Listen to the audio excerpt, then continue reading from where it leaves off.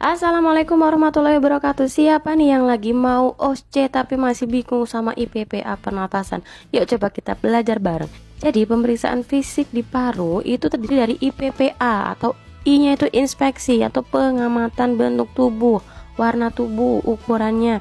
Kemudian P itu palpasi atau perabaan anggota tubuh dengan tangan atau jari. Misal bisa kita raba permukaannya, pergerakannya, tulangnya.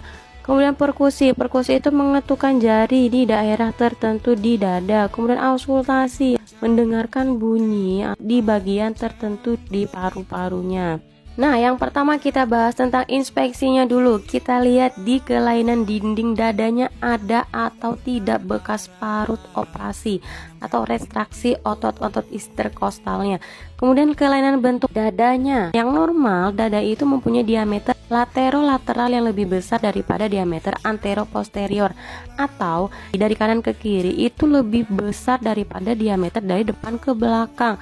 Kemudian ada enggak dialdordosisnya, kifosisnya. Nah, sebenarnya saya pengen banget nge-share contoh-contoh gambarnya, tapi di TikTok ini berisiko terjadi pelanggaran. Nanti bisa cek di YouTube aku aja ya, nanti aku tulis di deskripsinya. Nah, selanjutnya itu frekuensi pernapasannya, normal atau bradypneu atau tachypneu. Kemudian jenis pernapasannya, torakal, abdominal atau pursed lips breathing. Pursed lips breathing itu pernapasan seperti menghembuskan sesuatu dari mulut. Ada pernapasan cuping hidungnya atau tidak. Terus kemudian pola pernapasannya, apa dia normal, cepat dangkal, atau dia cepat dalam, atau dia lambat. Untuk frekuensi, jenis, dan pola pernapasan ini udah pernah aku bahas di video sebelumnya ya, jadi dicek aja kalau untuk lebih jelasnya.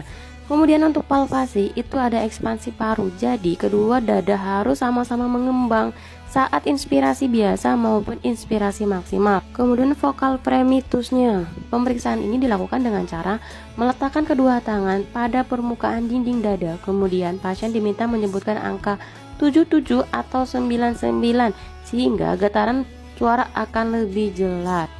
Selanjutnya untuk teknik perkusi itu dilakukan dengan meletakkan telapak tangan kiri pada dinding dada dengan jari-jari sedikit meregang. Nah, contohnya pada gambar di bawah ini ya. Nah, berdasarkan patogenesisnya, bunyi ketukan atau bunyi perkusi ini yang terdengar dapat bermacam-macam, di antaranya sonor itu terdapat pada paru-paru yang normal. Hipersonor itu udara dalam paru-paru menjadi lebih banyak, terjadi pada emfisema paru atau pneumotoraks.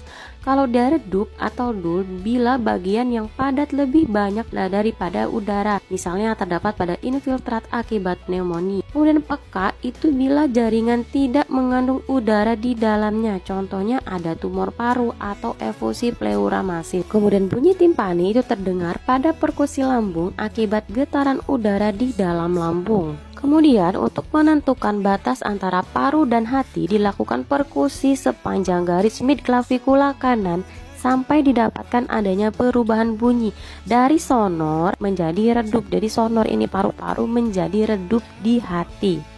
Nah, yang terakhir itu adalah auskultasi. Auskultasi akan menghasilkan suara nafas. Kalau dia vesikuler itu suara nafas pokok yang lembut dengan frekuensi rendah, di mana fase inspirasi langsung diikuti dengan fase ekspirasi.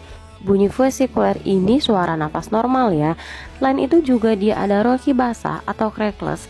Biasanya terdengar saat inspirasi akibat udara yang melewati cairan di dalam saluran nafas. Kalau dia rongki koring terjadi karena udara mengalir melalui saluran nafas yang menyempit.